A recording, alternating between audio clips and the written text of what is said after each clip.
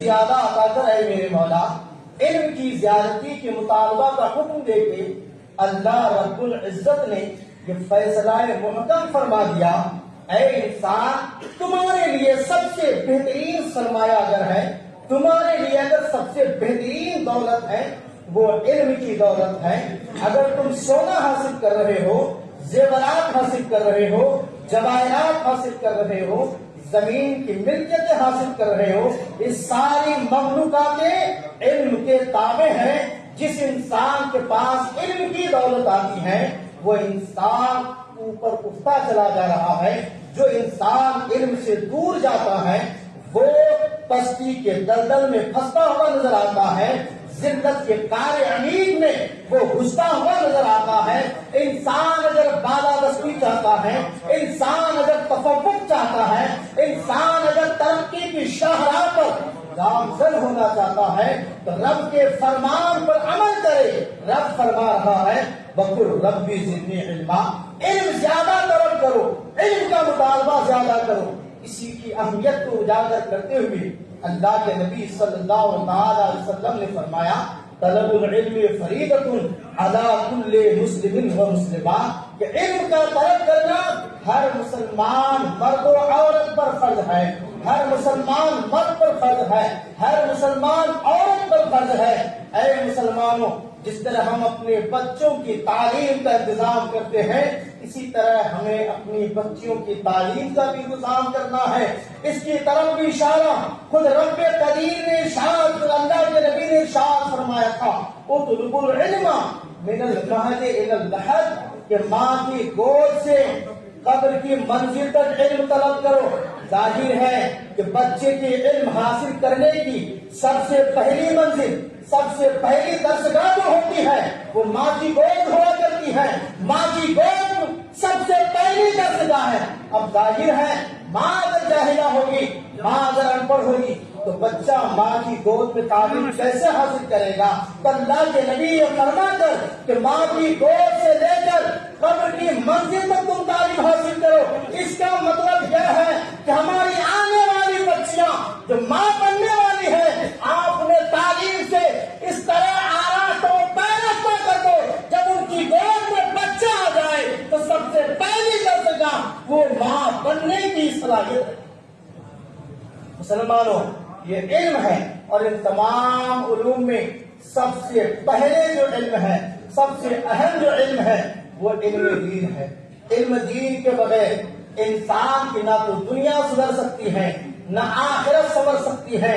اگر آخرت میں کامیابی چاہتے ہیں، دنیا میں بھی فلاح و بہبودی چاہتے ہیں تو سب سے پہلے ضروری ہے کہ علم دین سے آراستہ ہو، اور علم دین سے آراستہ ہو جائے۔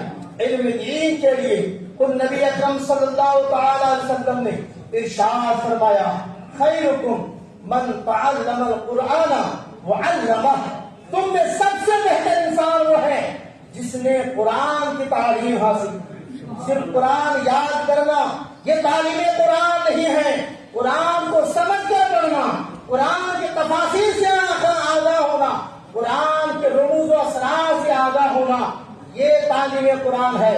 اور صرف تعلیم قرآن حاصل نہیں کرنا بلکہ ارشاد فرمایا بہتر وہی ہے من تعلم القرآن، جس نے قرآن کا علم حاصل کیا، اور صرف حاصل کرنا کمال نہیں، ارشاد فرمایا وعلمہ، اور اس کی تعلیم کو عام کیا، یہ انسان سب سے بہتر ہے۔ اس کا مطلب یہ ہے مسلمانوں، ہمیں تعلیم قرآن حاصل بھی کرنا ہے اور تعلیم قرآن کو عام بھی کرنا۔ اب تعلیم قرآن عام کیسے ہوگی؟ اس کے لیے ضروری ہے کہ ہم زیور علم سے آراستہ ہوں، قرآن کے علم سے آراستہ ہوں۔ اب کچھ لوگ اتنا کافی سمجھتے ہیں کہ قرآن پاک اٹھایا، کنز الایمان ترجمہ دیکھ لیا، پھر وہ صفحہ اور آیت نمبر حوالے دیتے جاتے ہیں اور وہ پھر احکام بیان کرتے جاتے ہیں۔ میرے اسلامی بھائیوں، صرف ترجمہ پڑھ کے اگر کوئی عالم دین بن جاتا تو آپ میں بے شمار لوگ ہوں گے جو قرآن پاک کا اردو ترجمہ ان کو پڑھنا آتا ہے، کیا وہ عالم بن جائیں گے؟ نہیں۔ اگر اتنا ہی کافی ہوتا، اللہ کے نبی ارشاد حضرت ابن عباس فرماتے ہیں ایک مرتبہ کا واقعہ ہے کہ رسول اللہ صلی اللہ تعالی علیہ وسلم قضاء حاجت کے لیے گئے. حضرت ابن عباس نبی اکرم صلی اللہ تعالی علیہ وسلم کے وضو کے لیے پانی کا انتظام فرما دیتے ہیں. سرکار جب قضاء حاجت سے واپس آتے ہیں دیکھ رہے ہیں کہ وضو کا پانی رکھا ہوا ہے. آپ نے فرمایا یہ پانی کس نے رکھا؟ ابن عباس عرض کرتے ہیں یا رسول اللہ مجھے معلوم تھا کہ آپ حاجت پوری کر کے فوراً وضو کرتے ہیں اس لیے میں نے آپ کے وضو کے لیے پانی کا انتظام فرمایا. ابن عباس فرماتے ہیں اتنا سننا تھا نبی اکرم خوش ہوتے ہیں گلے سے لگاتے ہیں اور اللہ کی بارگاہ میں دعا کرتے ہیں اللہم علمہ الکتاب وفقہہ فی الدین. اے اللہ اسے قرآن کا علم عطا فرما دے اس کے رموز و اسرار سے آگاہ کر دے اور دین کا فقیہ بنا دے. اگر صرف ترجمہ پڑھنا کافی ہوتا تو مصطفیٰ یہ کیوں فرما رہے ہیں دین کا فقیہ بنا دے دین کا فقیہ بنا دے. پھر ابن عباس فرماتے ہیں کہ رسول اللہ کی اس دعا کی برکت کا اثر یہ ہوا کہ اللہ نے مجھے اتنا علم عطا فرمایا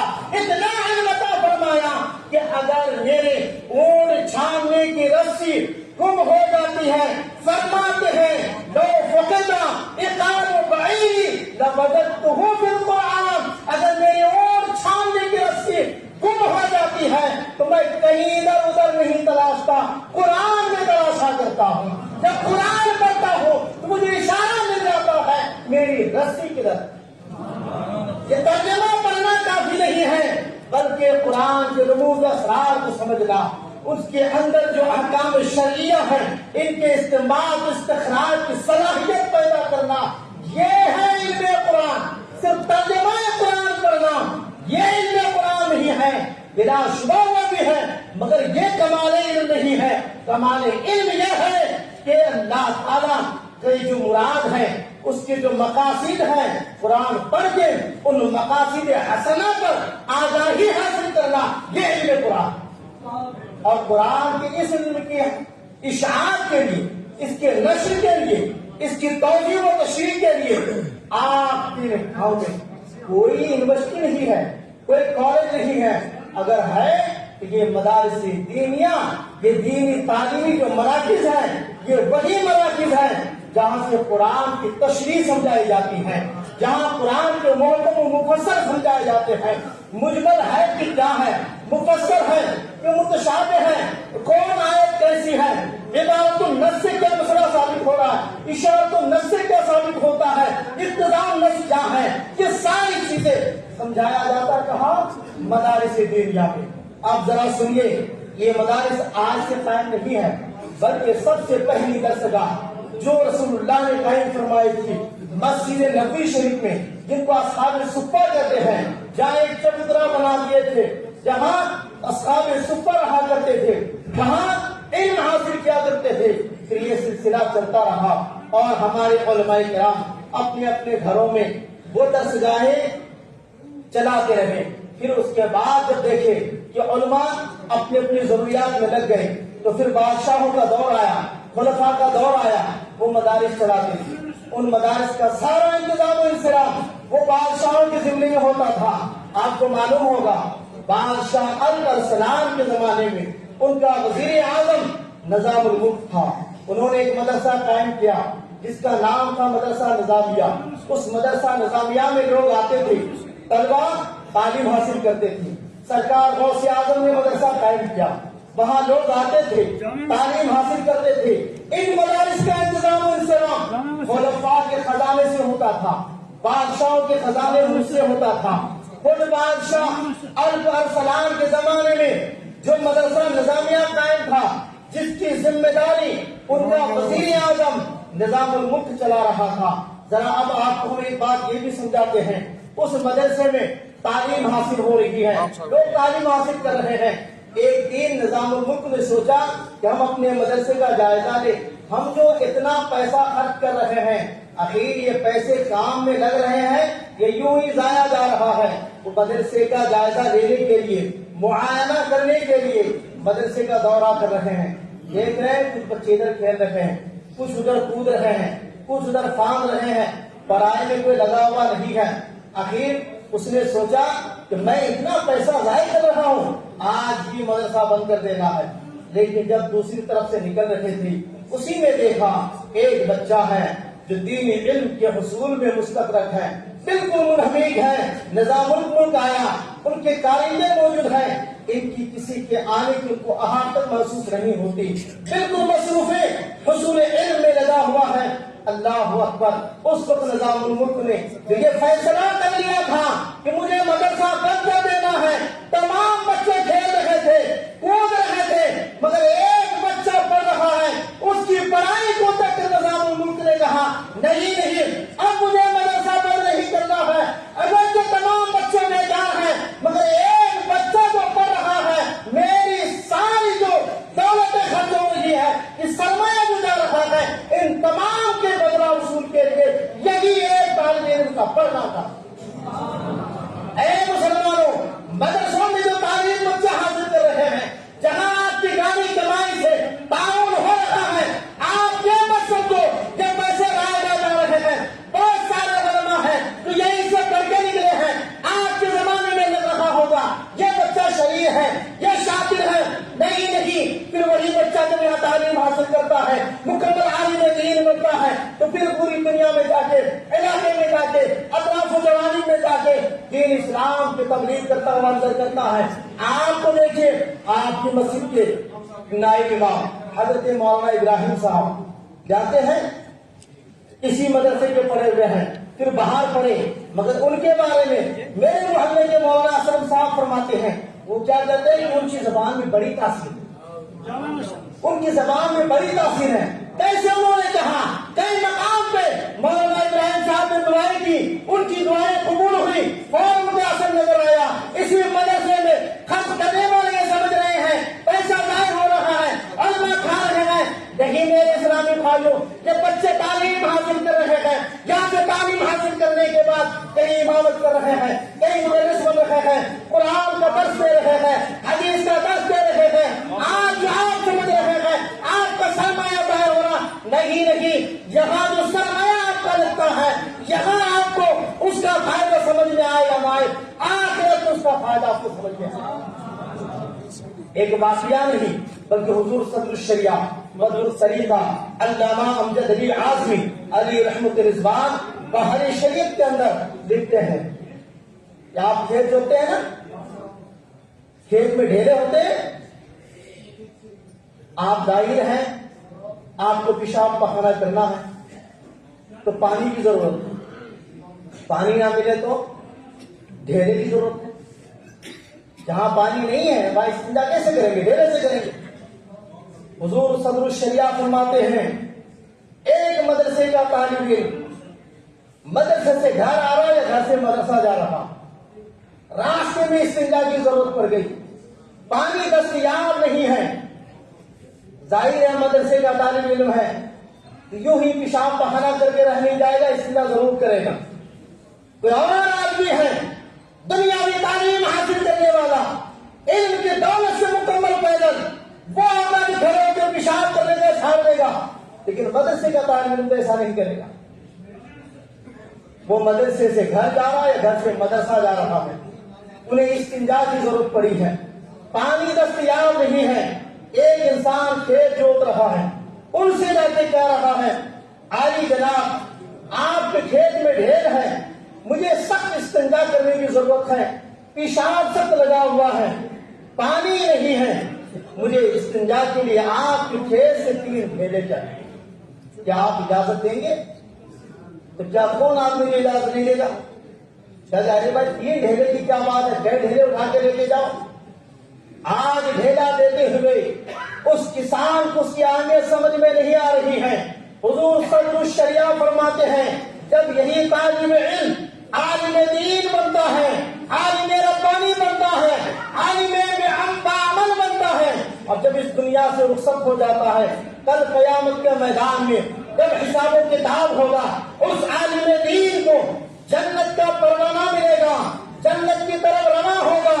حضور صدر الشریعہ فرماتے ہیں، آج وہ انسان جو 3 ڈھیلے دیے تھے، جس کی اہمیت سمجھ میں نہیں آئی تھی، کل قیامت کے دن وہی انسان اس آدمی اس انسان کا کا دامن پکڑے اور کہاں کہے گا مولانا صاحب کہاں جا رہے ہو؟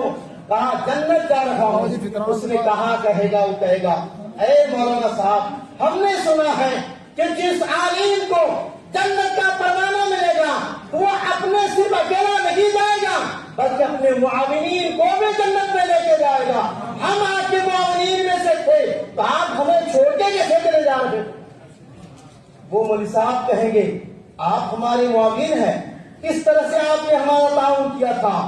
وہ انسان کہے گا فلاں موقع پہ آپ مدرسہ جا رہے تھے یا مدرسے سے گھر جا رہے تھے، آپ کو پیشاب لگا ہوا تھا، آپ کو استنجا کرنے کی ضرورت تھی، پانی آپ کے پاس نہیں تھا، استنجا کرنے کے لیے میرے کھیت سے میری اجازت سے آپ نے 3 ڈھیلے لیے تھے، کیا میں نے آپ کی مدد نہیں کی تھی؟ کہا ہاں آپ نے تو مدد کی تھی۔ تو سنیے عالم دین کو جب جنت کا پروانہ ملے گا اکیلا جنت میں نہیں جائے گا، اپنے معاونین کو جنت میں لے کے جائے گا۔ تو میں تو آپ کا معاون ہوں، آپ مجھے ساتھ نہیں لے کے جائیں گے۔ حضور صدر الشریعہ فرماتے ہیں پھر وہ مولانا اللہ کی بارگاہ میں عرض گزار ہوگا مولا جب تو مجھے جنت بھیج رہا ہے تو میری یہ گزارش عریضہ ہے، اے اللہ ان کے حق میں میری دعا قبول فرما، اگر تو جنت بھیجے گا تو ان کے ساتھ بھیج، نہیں تو میں جنت میں جانے والا نہیں۔ اللہ اکبر۔ کہ رب کی رحمت کو جوش آئے گا اور فرمائے گا کہ جا تو اکیلا نہیں بلکہ ان کو بھی ساتھ لے کے جنت میں چلا۔ اے میرے مسلمان بھائیوں، آپ ڈھیلے کے ذریعے نہیں، آپ اپنے سرمایہ کے ذریعے مدد کر رہے ہو، آپ اپنی گاڑی کمائی کے ذریعے مدد کر رہے ہو۔ ان علماء میں سے ایک بھی اگر جنتی ہو گیا تو آپ کو ساتھ جنت میں لے کے جائے گا، آپ کو چھوڑ کے نہیں جائے گا۔ اس لیے آپ یہ نہ سمجھو کہ آپ یہ پیسے جو لٹا رہے ہیں یہ آپ کے پیسے بیکار جا رہے ہیں۔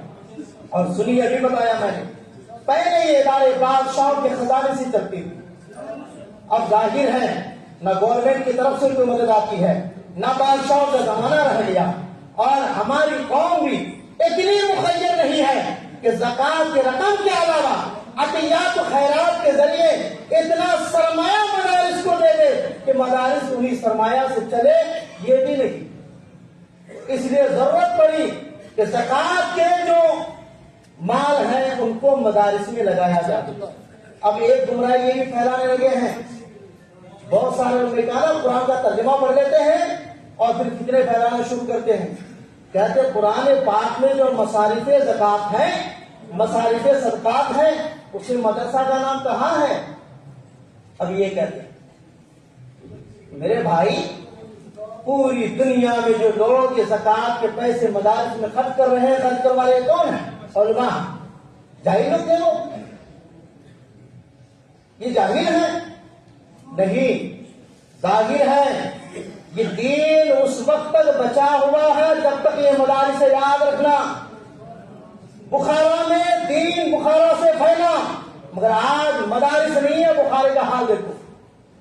اندلس میں مدارس تھے، وہاں سے دین کی اشاعت ہوتی رہی، آج مدارس بند ہے، وہاں سے دین کے حالات کو جو اذانیں بند ہو گئی، جہاں سے مدارس کا خاتمہ ہوا وہاں سے مساجد کا بھی خاتمہ ہوا، اذانوں کی صدائیں بند ہوئی۔ ان علاقوں میں اللہ اکبر کی صدائیں جاری و ساری ہیں جن علاقوں میں مدارس کی صدا بھی ہٹائی۔ یہی مدارس ہے جو علماء کی فیکٹری ہے، انہی مدارس سے علماء نکلتے ہیں اور کلمات کی صدائیں پوری دنیا میں نشر کرتے ہوئے نظر آتی ہیں۔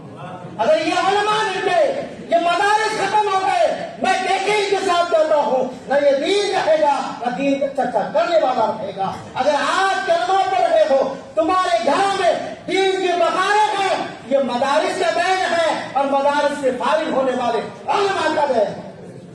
اس لیے جس طرح سے بھی ہو سکے آپ مدارس کو زندہ رکھو۔ آپ نہیں سمجھ رہے ہیں دشمن کی سازشوں کو کہ آپ کے مدارس کو گرائے جا رہے ہیں۔ کیوں گرا رہے ہیں؟ قتل عام طور پر نہیں کر رہے ہیں، مدارس بند کر رہے ہیں، گرائے جا رہے ہیں۔ اس لیے انہیں بھی معلوم ہے کہ مدارس ہے تو اسلام ہے، مدارس ختم ہے اسلام خود بخود ختم ہو جائے۔ اس لیے لوگ مدارس کے پیچھے پڑے ہوئے ہیں، دشمن مدارس کو گرانے لگے ہوئے ہیں۔ کہ خصوص یوپی اور مدھیہ پردیش دیگر علاقوں میں دیکھیے جو مدارس کے پیچھے حکومتیں لگی ہوئی ہیں ان کے پیچھے صرف اس لیے لگے ہوئے ہیں کہ انہیں مدارس کے ذریعے اسلام کی بہاریں پوری دنیا میں پھیلتی ہوئی نظر آ رہی ہیں۔ اے میرے اسلامی بھائیوں، آپ ان مدارس کا اتنا تعاون کرو کہ یہ مدارس دن بدن ترقی پر جائیں اور اسلام کی بہاریں پوری دنیا میں پھیلتی ہیں۔ آپ یہ سمجھ رہے ہو یہ نظریہ سلطانیہ 1.5 سے 2 لاکھ روپے پر منتھ تنخواہ جاتی، آپ میں سے گواہی دو اگر 500 روپیہ آپ دیتے ہو تو 22-24 لاکھ روپے صرف تنخواہ کے ہیں کہ 24 لاکھ روپے اکٹھے کرنے کے لیے اگر 500 روپے گھر سے ملے تو کتنے گھروں کا دورہ کرنا پڑے گا؟ آپ سوچو، 2 بچہ ایک ملازمت بھی ہے، ایک بچہ ایک بچی طرح کافی ہے، کیسے پرورش کریں گے؟ ان کی پڑھائی لکھائی ہے، 100 سے 150 بچوں کو کھلاتے بھی ہیں پڑھاتے بھی۔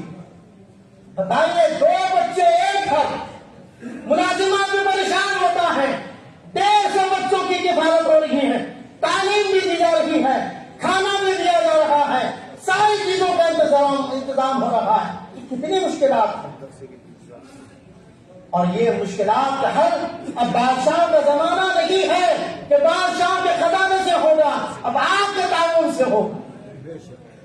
اس لیے ہمارے فقہا نے، ہمارے بزرگوں نے فرمایا کہ زکوٰۃ کے لیے ایک بہترین مصرف مدرسہ بھی، طالب علم ابن السبیل میں ہے، ابن السبیل کا ذکر قرآن پاک میں ہے۔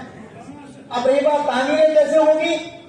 اس کے لیے ہمارے فقہا نے فرمایا ایک حدیث پاک سے استفادہ کیا۔ اس حدیث پاک سے بس 2 منٹ میں ختم کروا ہوں۔ حدیث پاک میں کیا ہے؟ اللہ کے نبی صلی اللہ تعالی علیہ وسلم ایک خاتون کے گھر تشریف لے گئے، اس کا نام بریرہ، وہ گوشت پکا رہی، سرکار کے سامنے روٹی پیش کی مگر گوشت نہیں پیش کیا۔ اللہ کے نبی نے فرمایا بریرہ وہ ہانڈی میں کیا ہے؟ وہ خاتون کہتی یا رسول اللہ یہ تو گوشت ہے۔ تو سرکار نے فرمایا کیا گوشت مجھے نہیں دو گے؟ تو وہ خاتون عرض کرتی ہے یا رسول اللہ آپ صدقہ نہیں کھاتے، آپ زکوٰۃ نہیں کھاتے، یہ گوشت صدقہ کا۔ اللہ کے نبی نے ارشاد فرمایا تھا کیونکہ رسول اللہ کو معلوم تھا کہ ایک زمانہ وہ آئے گا کہ دین کی ضرورت کے لیے زکوٰۃ کے سرمایہ کی ضرورت پڑے گی، تو اللہ کے نبی نے ارشاد فرمایا یا بریرہ لکے صدقۃ بدلا ہدیہ، اے بریرہ جس مالک نے تم کو یہ زکوٰۃ یا صدقہ دیا ہے وہ تمہارے حق میں صدقہ ہے، اب تم مالک بن گئے ہو، اب تم مجھے دو گے تو میرے لیے ہدیہ ہو، میرے لیے جائز ہو جائے۔